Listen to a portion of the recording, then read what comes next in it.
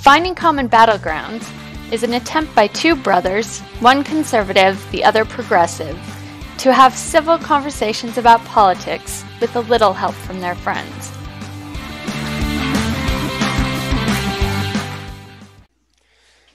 Welcome to another episode of Finding Common Battlegrounds. This is the podcast dedicated to finding common ground between the left and right ideological platforms. So unlike other podcasts where you have two different sides that just argue and talk over one another, the objective is for each side to try to find common ground, and they get rewarded, incredibly rewarded with a nice ding sound, but they'll get and brownie points. But we have our usual debaters here. It's Ryan and Josh Cragen. They are actual brothers, but that's about all they have in common. They are ideologically other sides of the planet, and they are going to be representing and debating each side. So I'll be moderating. And today we are going to be talking about, should the vaccine be required? Should the U.S. require individuals to take the vaccine? So I'm just going to go ahead and jump into this. I'm going to give a little background, and then we're just going to get started. First off, let's see. I'm just going to give you a little background here. So everyone knows the coronavirus. I'm not going to talk about that, right? But it was basically the beginning of 2020. Coronavirus gets really big. We implemented mask mandates. We implemented social distancing and shut down a number of businesses and different events. The spread of COVID-19 reached a peak in the U.S. in January of 2021 of approximately 250,000 cases per day. The development and distribution of the vaccine during the winter contributed to the rapid curb of the spread of COVID. Removal of mask mandates and repealing of social distancing restrictions accompanied that curbing. So as the vaccines were rolling out, we started removing restrictions, and daily cases were dropping. However, the loosened restrictions and virus mutations, particularly the Delta variant, are contributing to a rapid increase in case count again. We're now seeing an average U.S. daily count of 36,000 per day. It's far from the 250,000, but it is on an upward trend and gaining velocity. So additionally, vaccine distribution has plateaued in the U.S. Just over 50%, or 166 million have received, are fully vaccinated, with 59%, 194 million, having received this first single shot. So ideological resistance largely contributes to vaccine hesitancy, but there are a number of other reasons why people are reluctant. There are reports that some countries like China are forcing individuals to be vaccinated. And that's really the question is, should the U.S. require individuals to receive a vaccine shot? And that's what we'll be talking about today. We're going to be using 3 questions from each side and talking about which, and I'll read the question to the opposing side, and then we will decide, and then we'll have a kind of discussion from there and see if we can find some common ground. So, Josh, I will start with your question first. Josh, okay, so Ryan, would you agree that vaccines are statistically the greatest life-saving advance in the history of medicine? Ooh, do you want to expand, or is that good enough? I wanted to establish the baseline and make my stance on vaccines very clear from the outset. Vaccines are awesome. There's a reason the 3 of us aren't sitting here with crooked spines and one leg shorter than the other. And, nope, we don't have polio. There's a reason we don't have family members that died from smallpox and tuberculosis. Vaccines are awesome. And yeah. I understand there's hesitancy with this vaccine because it's not FDA approved and it was rushed pretty quickly. But the number, it's pretty crazy that only 50% of the people in the country are vaccinated. And I wanted to establish the baseline. Vaccines are great. This vaccine, this is the funny part about this. For the better part of a year, we had people saying, we need a miracle to get out of COVID. Let's pray for a miracle. And we got this vaccine, which was pushed through incredibly fast. And I know Ryan hates to give credit where credit's due, but Operation Nightspeed, headed by Warp speed. Warp Speed. Thank you. Headed by Mr. Trump there. That really was incredible. As much as you guys want to hate on Orange Badman, the fact that they pushed that through that fast is pretty incredible. And so all these people are saying, let's pray for a miracle. And then we get a miracle. We get this vaccine come out super fast. And they go, well, that's not the miracle I wanted. That's not good enough. I just wanted it to go away. This is Biden's vaccine. I don't want this one. Yeah, exactly. Exactly. It's really weird. The ideological, like Tom said, the ideological take here is really weird to me. So I just want it to be clear. Vaccines are cool. I'm cool with this one. Ryan? Yeah. So I'm just a pedantic jerk, right? So obviously I agree very much with what you're saying. You found something to disagree with there? No. Because, and all I'm going to say is like, it's a close race between vaccines and sanitation. When we stopped living in our own crap, that was a huge leap forward for our health. So that's the only reason why I'm like, is it vaccines or is it us realizing we probably shouldn't throw our crap in the street? Maybe we should follow like the Romans and actually have sewer systems, right? When we did that, life expectancy jumped, but it almost doubled, basically. So that's the only reason why I'm hesitant to agree with the actual question, which is like it's the number one thing. But I'm absolutely agreeing with the general. Didn't I say the number one advance in medicine? Greatest that is an advance in saving advance. Okay, I wouldn't say not living in your crap is an advance in medicine. Well, it is an advance, but okay, that's fine. And the only other thing that I would take a little bit of exception with is Trump wasn't the one who figured out the vaccine. Yes, he threw a ton of money at it, and I'm giving him credit for that. I'm totally giving him credit for that. But the scientists who actually figured this out. Yeah, he was not. I didn't say he was at the lab. We know what he said about injecting sunshine and whatever. But yes, his administration did push it forward. I'm totally going to give them credit for that. Wow. It was not the Biden administration. I'll give them all the credit in the world for that. Okay, but it was ultimately the scientists who figured out how to do it. Well, of course it was. I never intimated Trump was in a lab coat and with petri dishes. Come on. Just clarify. Can I get samples 3, 6, and 7 again? That'll be fantastic. Didn't I start my response by saying a pedantic jerk? Like, that's how I started it. So I didn't. There's no way I could have had a bigger softball for my first question to establish common ground, and you still picked it apart. We're going to have a rough night. You really had a bad week this week, didn't you? Oh, I did. You wouldn't believe the week I had. Okay, good. We got some agreement there. That was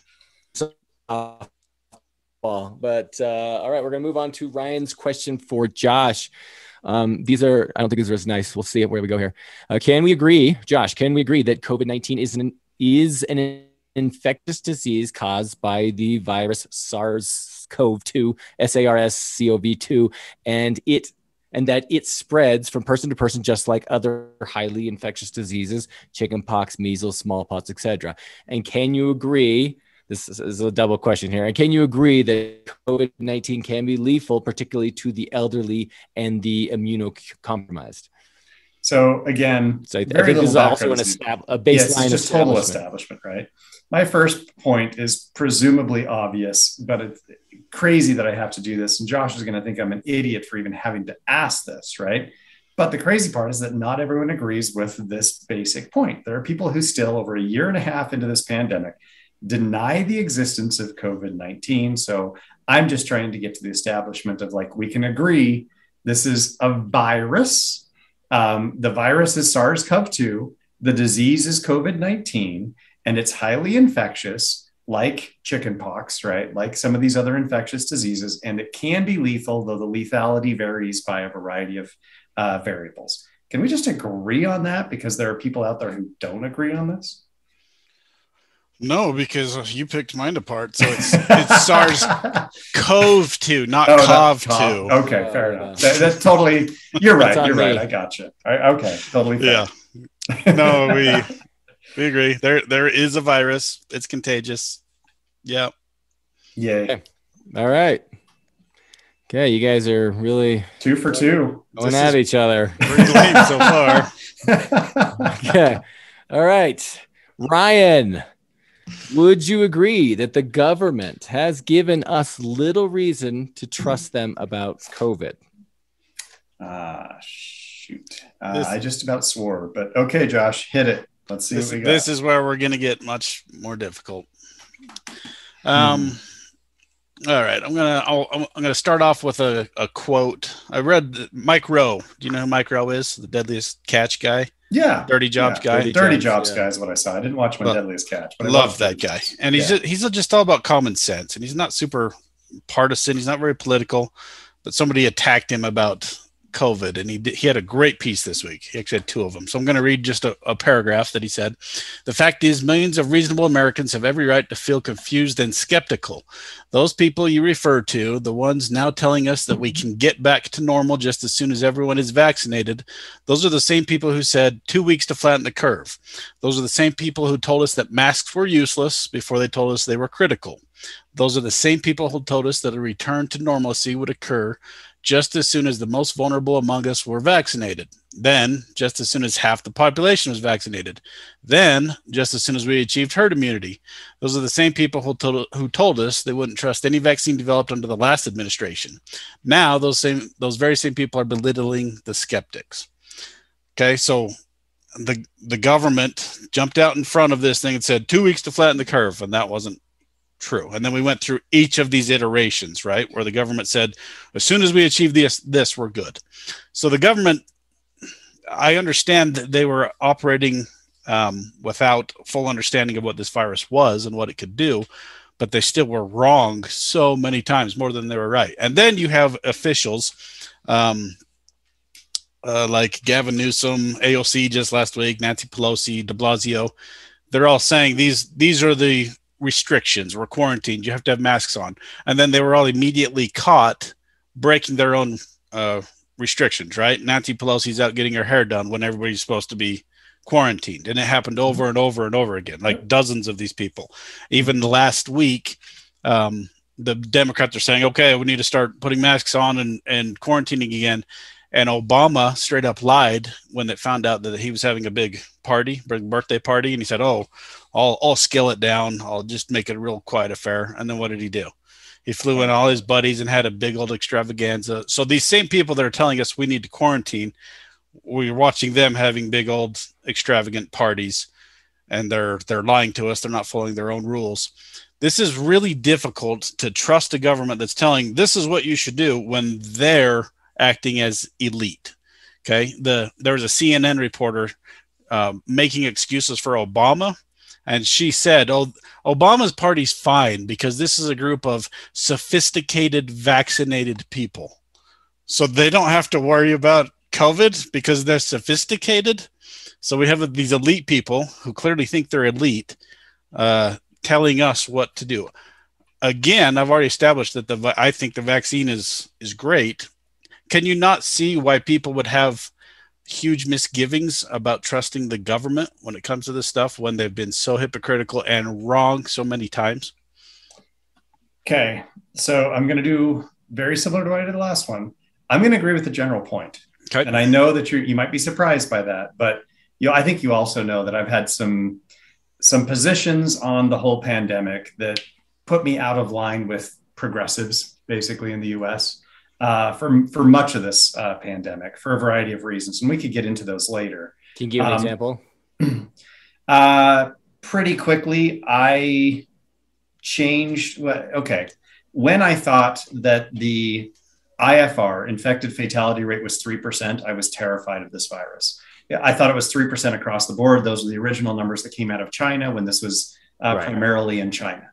Once we got better numbers and that started to drop to an infected fatality rate of around 0.6%, and now it might even be a little bit lower, and that is a highly variable infected fatality rate based on age and based on prior existing conditions, my attitude changed. I was no longer terrified of this virus. And basically, I agreed with what they did in Sweden, even though it's been problematic for a variety of reasons. But I agreed with the general sentiment, and I think you could totally have done this the right way, which is, if you're under 50 and healthy, go about life as normal.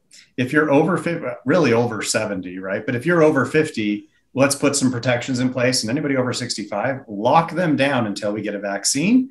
And I know that's terrible because it doesn't seem fair, but that would have been the right approach because that's who dies from this, right? I had the exact same take. Get that herd immunity and just get it over with. Exactly. Run people through because it's really not going to kill most of the people who get it. And that is not a popular opinion. And I'm sure any progressives who are listening to this would be like, oh my gosh, he's terrible, right? Like heretic, burn him. Scientifically, it's a great opinion. It really is. Well, it's statistics. And I teach statistics. And that's why when I saw the numbers, I was like, this is just obvious. Like, why don't we do this? So early on, I was terrified. But then when I saw the numbers come in and I saw that it was highly variable, I was like, no, we can change this. So I have had opinions that don't agree with progressives in the US generally. But on Josh's general point, I see it. I don't know that I fully agree with everything that he said there, but I see what he's saying, that there are reasons why you might at least not fully trust it. But I'd like to get into some of the nuances if we can. Woo! Yes, and actually, I'd like to talk about that more. Maybe at the end, some of your thoughts on that. Of like, well, I would be like, why? Because I actually similarly exact same scenario, right? I was like, whoa, this is really deadly. And then the more I researched, the more I was like, okay, this isn't a big deal for me. But and even like, well, we can get into it, but I want to know, like, why do you think there's still been a very, there was been, I don't know, in so much intensity on having everybody, uniform restrictions, stuff like that. I'm interested to see your opinion on why do you think we did. Anyway, okay, well, good. Then let's move on to. Can we get some of the nuance in what Josh said? Yeah. So just very quickly, all I wanted to say is that we can't necessarily think of the government as a uniform entity. I think some aspects of the government are more trustworthy than other aspects. And I don't know that we have to go much further than that. And then the other thing that I would say is very quickly, this virus and the pandemic became politicized. And I don't know that it's the fault of the left, fault of the right, fault of both, fault of neither. I don't know why that happened. I genuinely don't. But I think that contributes to the distrust of the government. Absolutely. And it was the fault of both. Yeah, I think because right off the bat, when we first heard COVID, Trump came out and said, "Oh, I have it all under control. It's going to be fantastic." And what did Biden do? Or no? So when Trump said we're going to close down travel from a couple countries, it'll all be fine. Yeah. And Biden said that was totally unnecessary. So it was immediately politicized, and then Biden totally switched his tune a month later. Yep. So I'm not saying it was Biden or Trump. It was both sides immediately politicized something that had no business being political. Agreed. And this is where, like, I actually loved, for the reasons that we talked about earlier, I loved Sweden's response, because what they did in Sweden is they said, oh, let's go to our health scientists, right, our epidemiologists, and let's just kind of put them in charge. And we'll do whatever they say to do. And that's going to be our policy, is what the scientists say, not what the politicians say. And in that should be the case. But I and everybody else on the right, at least, has such problems with Fauci. He should be the guy that we're relying on, right? Yeah. But and I'm going to get to him with my third point. Okay. But you're right. That should be the situation. No. We shouldn't have politicians in charge of a pandemic. We should have virologists in charge of a pandemic. I agree. Epidemiologists are the ones we should have in charge. So that's probably the extent of the nuance that I really wanted to give. It's just that there's variation in the government and that it was highly politicized on both sides. So you just wanted to hear yourself speak, basically. No, I wanted you to cut me off, right, and drop out and just freeze up so I couldn't give my nuance. All right. Anyway, that's it. That's all I got. But we got agreement. That's good. And did I already ding? Maybe I did. But okay. I'm going to move on to Ryan's second question, and it's a little bit of a scenario here. And so I'm going to. Do you want me to just give the scenario? It might be easier. No, I'm going to read it. Okay. I'm going to read it here. All right. Okay. So Josh, given the following scenario, a healthy young person, we'll call him Silly Samuel, in their 20s, decides not to get a vaccine that has been established to be safe and effective. And Silly Samuel then gets a viral infection that would likely have been prevented by the vaccine. And Silly Samuel then passes that infection on to someone who, for medical reasons, cannot be vaccinated. we'll call them vulnerable Vinny, and vulnerable Vinny dies. That's the scenario. We'll call him vulnerable Can Vinny. we agree? Can we agree? Oh, sorry. Can we agree that that silly Samuel, who chose not to get the vaccine, bears some responsibility for the death of vulnerable Vinny, who could not have gotten vaccinated? Okay, so we'll go through this whole thing again. Is Samuel? Right? Yeah, I don't need to go through it again. There's blood on his hands. I understand what you're saying. I don't understand why you turned this into a first grade reading book. Well, Tom softened what I did here because I didn't originally call him silly Samuel, but that's okay. So my second point may not endear me all that much to political progressives, but may endear me to my libertarian leaning brother here. I actually do generally agree with the idea that people should have substantial autonomy over their lives. What consenting adults choose to do sexually behind closed doors is absolutely none of my business. I would probably take this a bit further than Josh in some regards. For instance, if those consenting adults want to produce porn that they then sell to others, more power to them. Not sure if Josh would agree with that. My understanding of autonomy also extends to people's decisions about healthcare. If an adult chooses not to get medical treatment for cancer, we should not force them to do so. I'm also fairly wary about forcing an adult to get certain shots or even vaccines. I'm wary, but other people's autonomy ends where mine begins. This is often phrased as your rights end where my rights begin.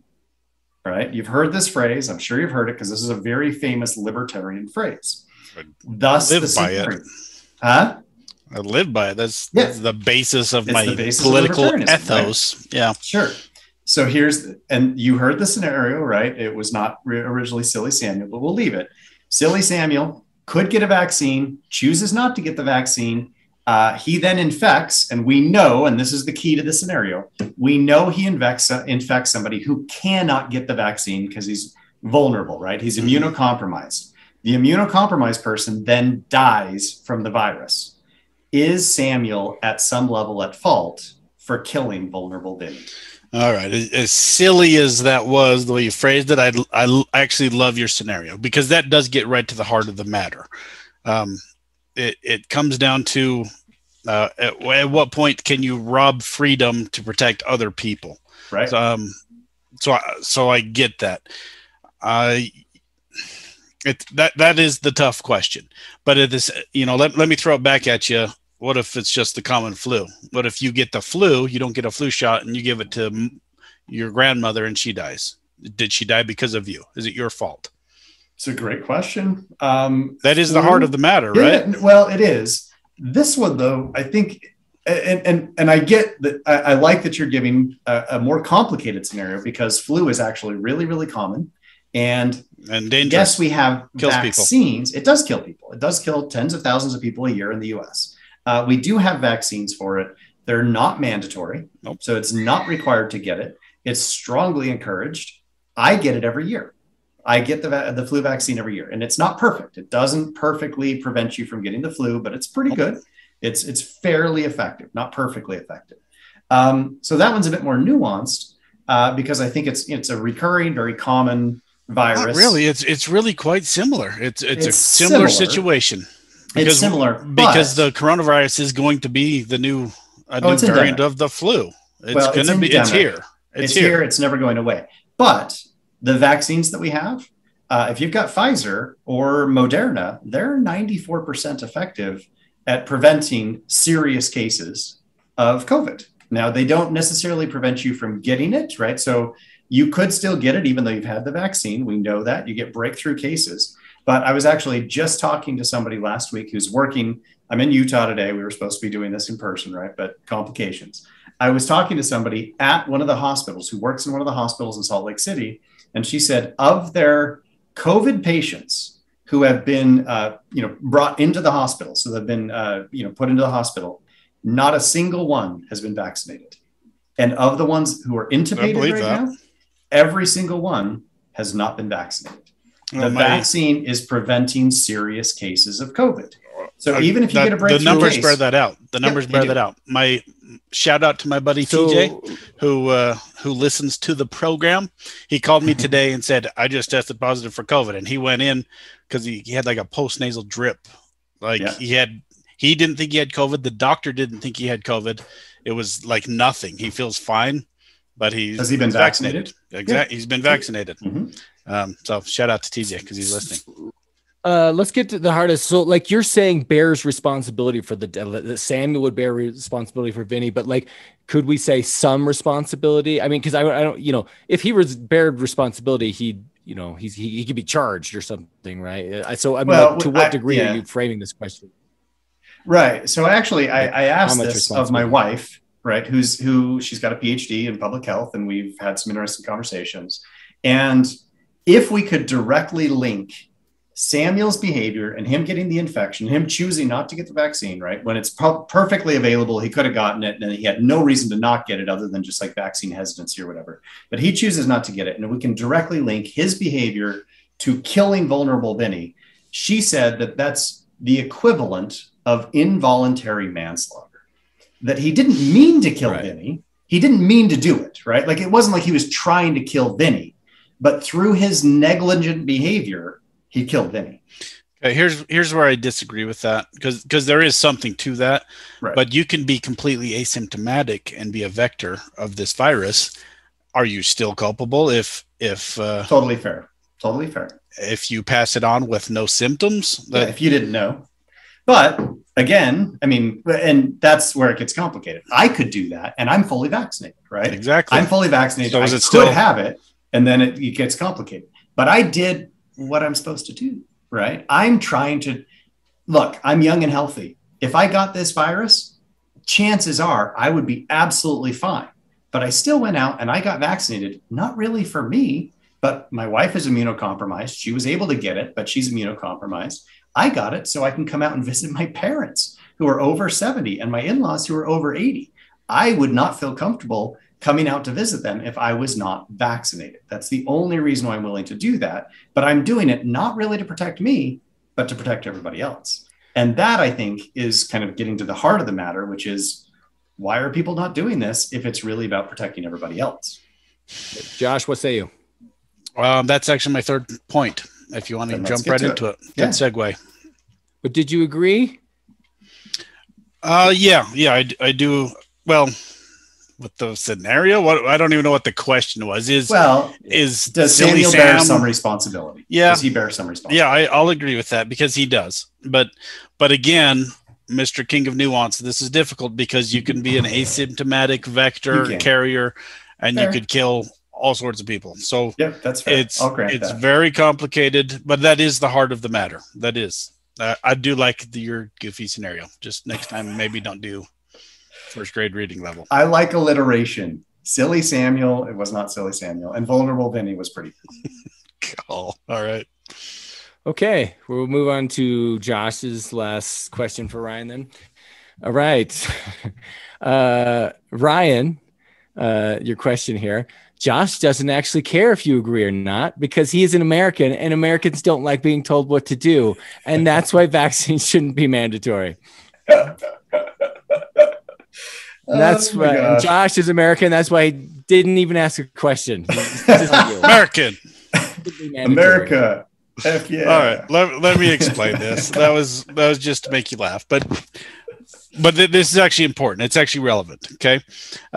You look at Fauci. We have discovered that he's a liar. He's lied several times. He lied about the gain of function research.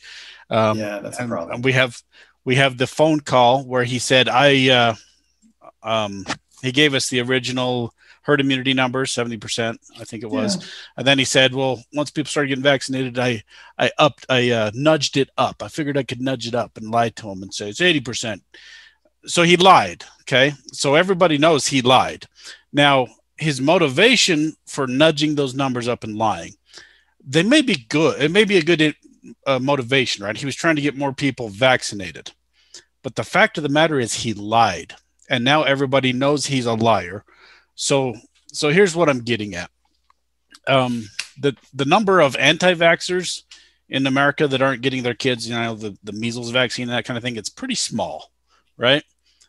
We still have herd immunity for the most part for those prior viruses, but now we're at 50%. So there's something that's pushing 50% of the population to go, I'm not doing it. I don't trust these people. And my contention is, if the government was just straight up honest with us without these ulterior motives, whether they're good or not, don't you think people would have been okay with it and would have I'm going to go back to Mike Rowe, because I think Mike Rowe needs to be our next president. He said, let's see here. At this point, this is kind of how he summed his thing up. At this point, I'm afraid that the government has but one course of sensible action. Get the FDA on board stat, and then provide an honest daily breakdown of just how quickly the virus is spreading among the unvaccinated versus the vaccinated. No more threats, no more judgments, no more politics, no more celebrity-driven PSAs, no more ham-fisted attempts at public shaming, just a steady flow of verifiable data that definitively proves that the vast, undeniable, overwhelming majority of people who get this disease are unvaccinated. Okay. If the government would have done that to begin with, if they would have just said, here are the numbers, we think you should get vaccinated, make your own choice, be adults. If we would have been treated like adults, I don't think we'd be seeing 50% of people going, I'm not doing that, because Americans don't like being told what to do. Okay. We just don't. I don't like Fauci telling me what to do and lying to me. I don't like the celebrity PSA saying, you commoners need to get vaccinated and not go anywhere. I don't like the politicians pulling this crap. I still looked at the numbers and went, oh, it's pretty clear I should be vaccinated. But I think that is the discrepancy, because I don't think it's anti-vaxxers that are not getting vaccinated. They're a very small percentage of people. I think it's Americans that don't like being told what to do and don't trust the government and don't trust Fauci because he lied to them. If the government would have just been honest and said, here's the numbers, I think it would be 80%. I think it'd be more like anti-vaxxer numbers. What do you think about that? So if you're saying if the U.S. would take just more objective approach and scientific approach, maybe, and just sort of get rid of the politics, get rid of the ulterior motives, and that you're saying that would have been you're asking Ryan if he agrees that would be a better approach? That, and can you imagine any other reason why 50% of the population has said no, I'm not doing it? Because it's not like conservative liberal split. It's not. It's a bit more complicated. It's quite a bit more complicated. So, yeah, well, we do know the numbers. Conservatives are less likely, but there is a contingent of progressives who are not getting vaccinated. That's true. And why? Why do you think that is? I think it's because they don't trust the government either. They don't trust Fauci because he's a frickin' liar. No, I don't think that's why progressives are not doing it. Many progressives are in the anti-vax movement, right? They don't trust big pharma. That's the issue. They think it was rushed through. Before COVID, I should have looked this up. I'm just now thinking about that. What's the number of people that were anti-vax before COVID? Because I think you're right. It was relatively I think it was pretty small. But we still were getting outbreaks, because in some we were getting outbreaks of measles in California. Yeah, there were enough people in certain enclaves where herd immunity was breaking down and it was popping through. So you were getting stuff through. But those were very specific, isolated places. For the most part, we still had herd immunity. Yes, but it's also because we have vaccine mandates. We had vaccine mandates for measles. We had vaccine mandates for polio. I mean, some of the stuff we don't even have to. We don't do a vaccine mandate for smallpox anymore because we eradicated it, right? Because it was mandated. Everybody's going to get a smallpox most vaccine of those until it's gone. When the baby comes out, most of those you can opt out of. I don't know that they're 100% mandated, but then you can't go to school and stuff. Yeah, so you can't call it a mandate. Well, schools require it. Schools require it, right? So unless you're going to homeschool, which some people do, a lot of these people do. Vaccines, a lot of these people do. But if you want to go to school, there's a mandate. Now, I will fully recognize that there are some ways to get out of that mandate. So if you have a religious objection, sometimes they'll let you get away with that. And if you have a health objection that I'm immunocompromised, I can't get this vaccine because it could kill me, they'll let you through. Sure. But that's supposed to be the 5% that are protected by the herd, right? So if 5% of people don't get the vaccine for health reasons, maybe religious reasons, which I think are bogus. And I don't Okay, think so why are we up to 50%? That's the question. That's the big question, right?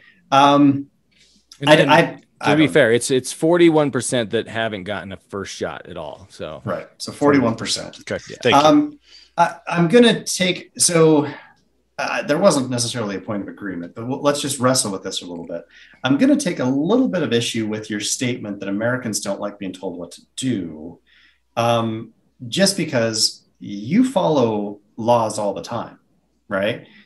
When the light changes to red, you stop. Doesn't mean I like it. Most of the time. Why do you think I have a motorcycle? You still stop and you expect other people to do it. And that's the only reason why that works. And that's different. That's different. It's not that different though, because if other people don't follow the rules, you die. Sure. Right. That's the way this works. Everybody has to respect certain rules. We have to play together by these rules. If we don't, then people die. This goes back to what you said at the beginning about the libertarian ethos. I understand that my actions, my rights end where other people's rights begin. Right. If I don't stop, I understand I could die or somebody else could die. So that's actually different. There are some things I don't like, when the government tells me to do. So that's not a great example. I want to get back to the question here of do you agree that the government could have handled this differently if they'd been a more objective scientific approach? And I think that's what Josh was basically. Thank you, Tom. I think you're right. That, I would like to believe that would work. And in my very kind of scientific, rational mind, I'm not saying that I'm perfectly scientific or rational, right? But I am a trained scientist. This is what I do. I would love to believe that that's how people function, but that's not how people function. If being a sociologist has taught me anything, it's that humans are fundamentally irrational. If we could get universal messaging across the spectrum that was just reliable scientific information, then maybe, but immediately this was politicized. So we have to account for MSNBC and Fox News. We have to account for Facebook wackadoodle groups that are anti-vaxxers, and we have to account for anti-government groups. If all of them got on board immediately, and maybe you're right, Josh, maybe if they just said, hey, let's do the Sweden thing, scientists come in, no Trump, get the hell out of here. You don't get to talk. We're just going to let one scientist who's a very respectable scientist who's just going to tell us the truth.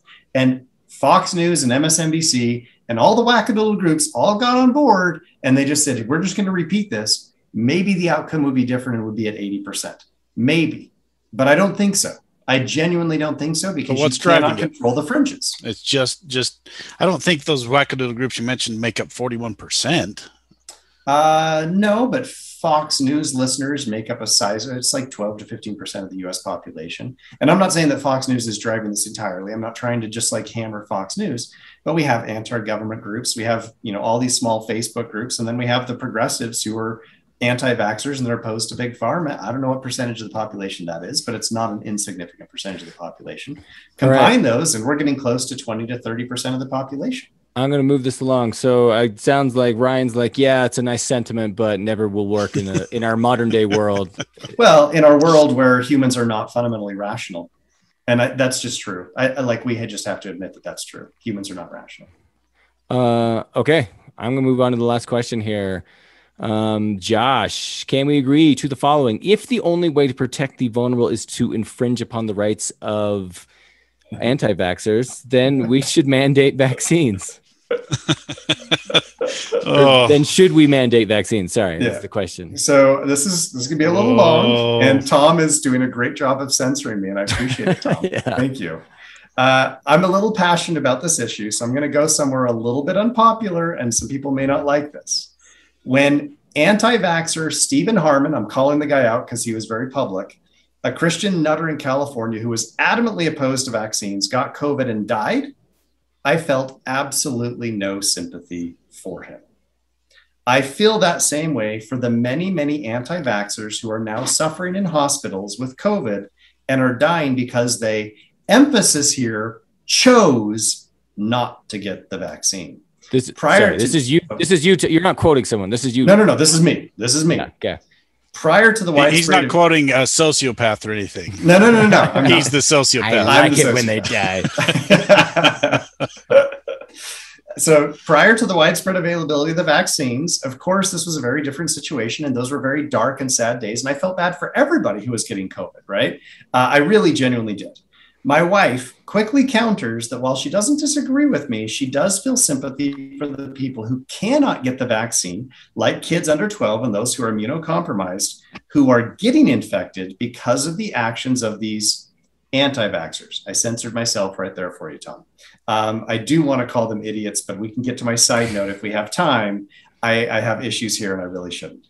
She's right, of course. If the solution to preventing kids under 12 and those who are immunocompromised and cannot get a vaccine is to force anti-vaxxers to get a vaccine, then yes, I'm in favor of vaccine mandates.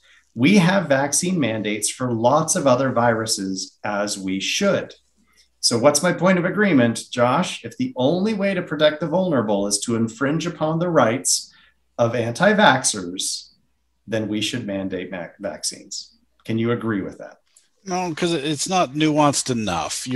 That's like a hypothetical situation you just threw at me, because we already talked about how the people that are immunocompromised, they can still get it from asymptomatic carriers.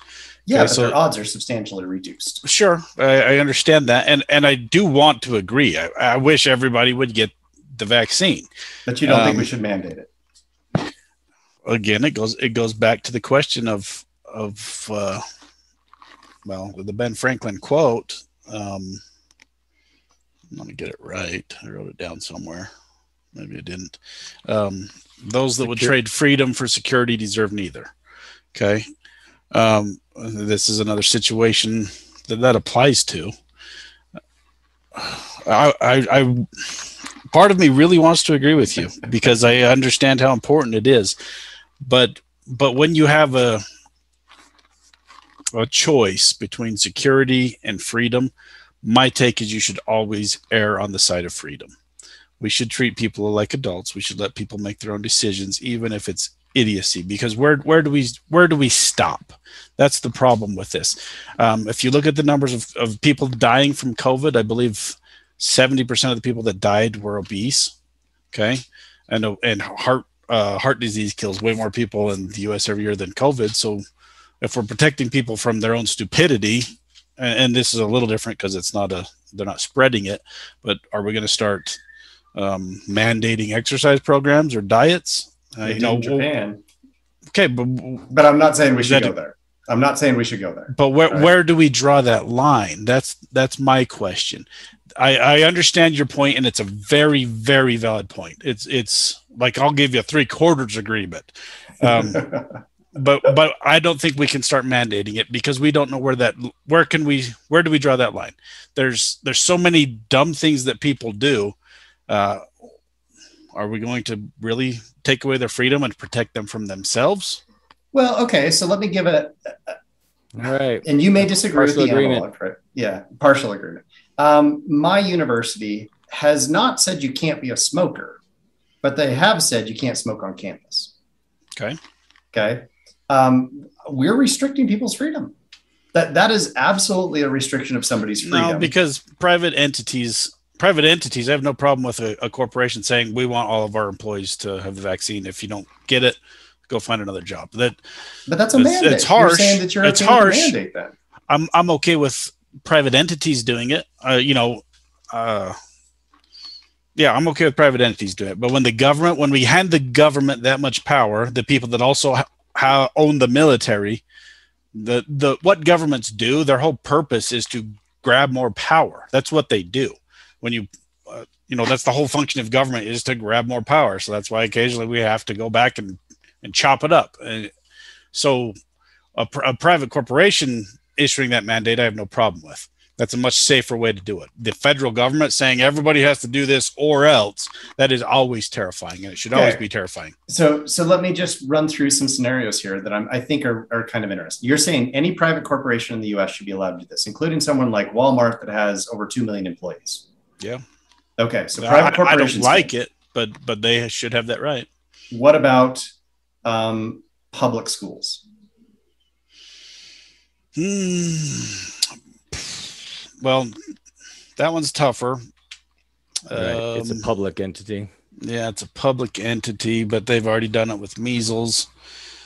And this one's actually even more difficult because young children are very rarely symptomatic, right? And young children can't get the vaccine if you're under 12. So I'd have to give that one some thought.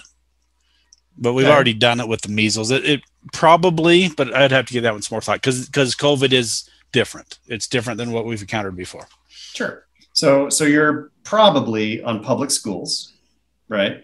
What about universities? And mine's a private university. So we could do that, right? And there is now legal precedent that happened, I want to say at the University of Indiana, but there was also Rutgers was the first to do it.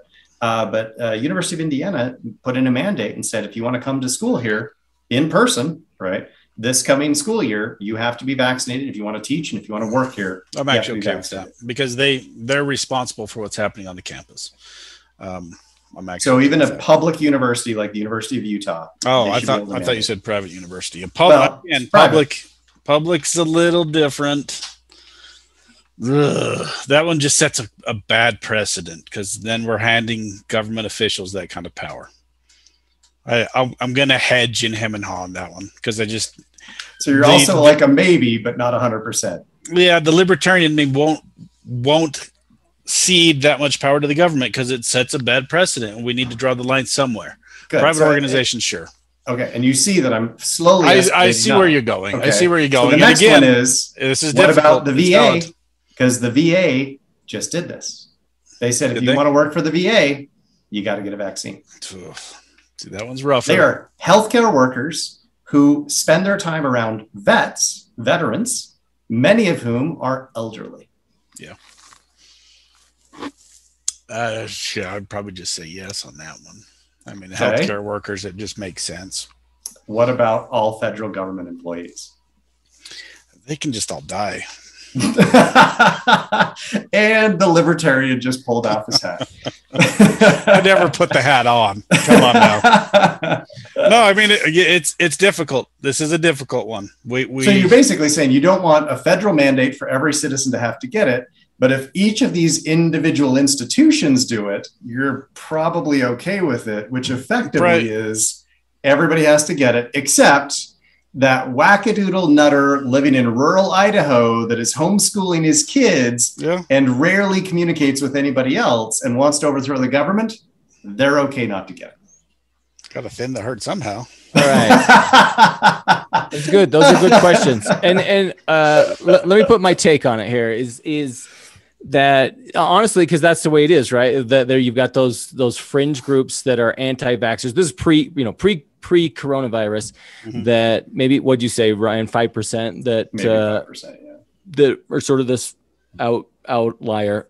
And I think that's pretty much what Corona will be is Corona anti-vaxxers will just become this little population. And I guess what I'm saying is so a couple things. Someone made this point, and I thought it was really good. My brother made this point, and he said we were on some family text thread, and this was during the Thanksgiving, and they were saying do not go to gatherings for Thanksgiving. And we had a nephew, is very liberal, and he was talking about how he was kind of like telling us all that we shouldn't go to a gathering and shouldn't get together with family, and was sort of like telling us about it. And then it turned out he went to it with family and hung out with family. And he was, and like the brother called him out on it and said, hey, well, you said not to, but you did. And he's like, yeah, I just decided I would. Right. And he was like, well, shouldn't that be everybody's choice of like, yes, here's the recommendation. You decide for yourself. Right. And that's sort of like what he's saying is like, give us the data and let us decide for himself. Is that sort of the argument? And then on the other side of this, and that's sort of the argument for like that this shouldn't be mandated. And then I think kind of what Ryan's saying is I think there's enough incentivizations that can be created, that this just becomes a commonplace thing, right? And this was sort of, I think masks were the same thing. I think Ryan and I had a discussion of like, there's always going to be this 10% that are like, I'm not wearing a mask, and you can, we saw videos of these people being dragged out of stores, right, or arrested, and I thought that was a little ugly. You're always going to have this group that, and I think if the 90% are like, no, makes sense, and this is commonplace, and this is smart, it becomes a commonplace, and you don't actually have to mandate it. I think that's actually where we're going to get to. It's like, well, if you want to be part of our functioning society, you need to get this thing right. Can you live on the fringe and not do all this stuff? Sure. Yep. And you're going to be that weird guy. Right. And we're always going to have them, right? We're always going to have them. And so, that's sort of my take on it. If we have squads coming to people's houses, injecting them with needles, and everyone knows that's never going to happen, but like that's what people think. We're like, mandating, they're gonna break down my door. I think that's one, it's unrealistic, and two, obviously over the line, right? But yeah, any other thoughts then? No, I mean, I did pull those punches, and I appreciate you censoring me on my last point, Tom. Give us your closing argument then. Well, so, okay, maybe I'll hit a little bit of this. So I had a side note, because I did at one point kind of suggest that anti-vaxxers are idiots, and I shouldn't do that. I genuinely shouldn't. So I'm just going to kind of hit this side note because it's important. There are absolutely going to be people who are listening to this podcast who have not gotten the vaccine. And those people are otherwise intelligent and smart in many, many ways. So for me to call them idiots is really not fair. And I shouldn't do that. And I know better than this. I just get a little passionate, and it bothers me. In my mind, there is no good reason at this point to not get a COVID-19 vaccine if you're 12 plus years old and otherwise healthy. And that's really not a moral judgment at this point. It's an empirical argument. The vaccines are safe. They're effective. We've shown this. Just the data are overwhelming at this point. We have tons of evidence of this fact. When people deny reality, like the safety and efficacy of COVID-19 vaccines, or that smoking causes cancer, or that the earth is roughly 4.6 billion years old, I really struggle with, I want to call them idiots. I'm sorry. Like, when you just deny reality, I just want to say you're an idiot, and I shouldn't. Okay. I get that. This could be an education issue, but I don't think it always is. If I was in the position of talking with someone who was an anti-vaxxer and was trying to convince them to get the vaccine, to their face, I most assuredly would not call them an idiot, as that just hardens their perspective. Yeah. And they become defensive. And we know this based on empirical research. If you just insult the opposition, they just get defensive. So I apologize for getting really irate about this. I would also follow that the empirical research shows that providing them, and this is the part that gets me, and this is why I was trying to get at your point, Josh, providing, and this just came out since the pandemic, people have done this research. Providing anti-vaxxers with scientific evidence of the safety and efficacy of vaccines does not work to change their minds, because they reinterpret that evidence to align with their pre-existing worldview. Humans are masters at self-deception and motivated reasoning. We truly are. And that is for liberals and progressives. That is absolutely true across the spectrum. So that is not a political argument. That is just a human psychology argument. Turns out, telling stories that draw upon emotions is more effective, not a lot more effective, but more effective at convincing people to get vaccines than just providing empirical evidence. This approach drives my Vulcan brain bonkers, because I just want to scream at them, accept the facts, but it doesn't work.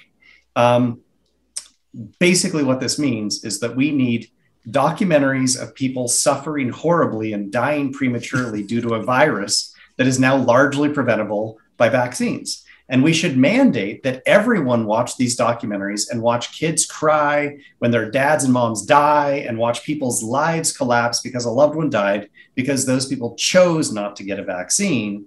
And we shouldn't call anti-vaxxers idiots. That would probably be far more effective at getting people to get vaccines than just showing them the evidence. And I can't believe that that's true, but it is true. That's what the empirical data show. And so I apologize. Any anti-vaxxers who are listening to this, I don't think you're genuinely an idiot. I just get really frustrated when people deny reality.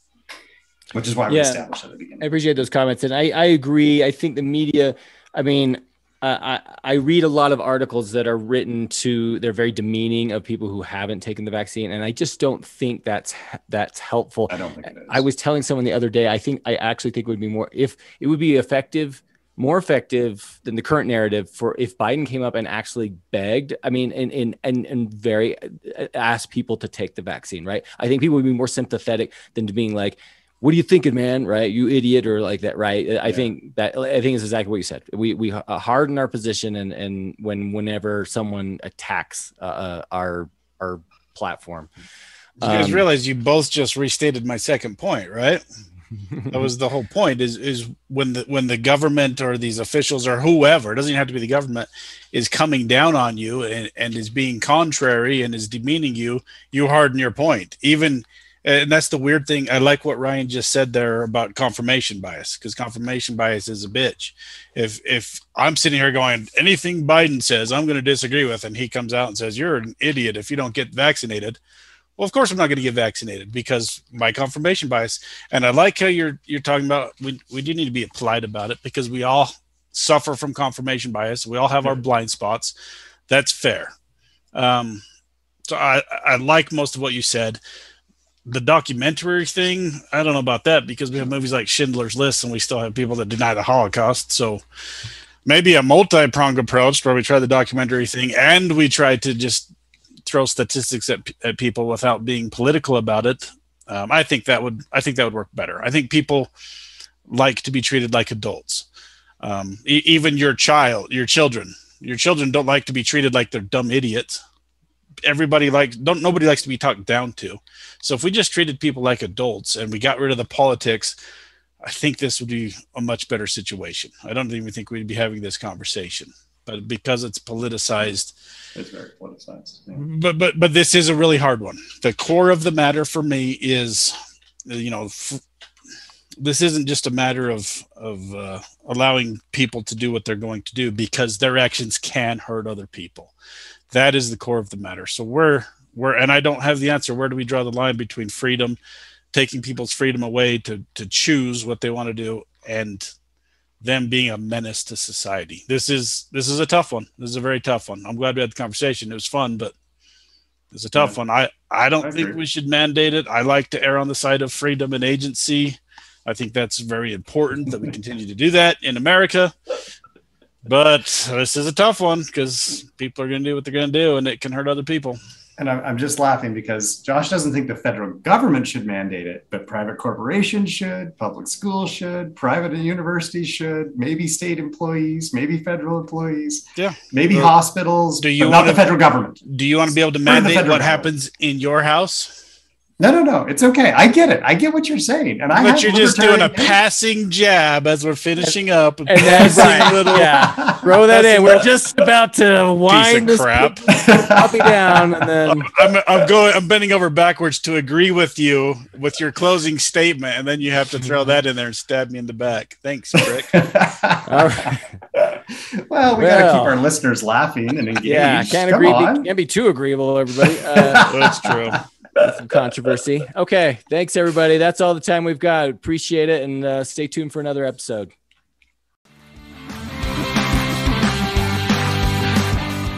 We hope you enjoyed this episode of Finding Common Battlegrounds. The music is by Ben Sound. The views expressed in this podcast are those of the participants and not those of their employers. For more information or more episodes, you can find us at findingcommonbattlegrounds.com.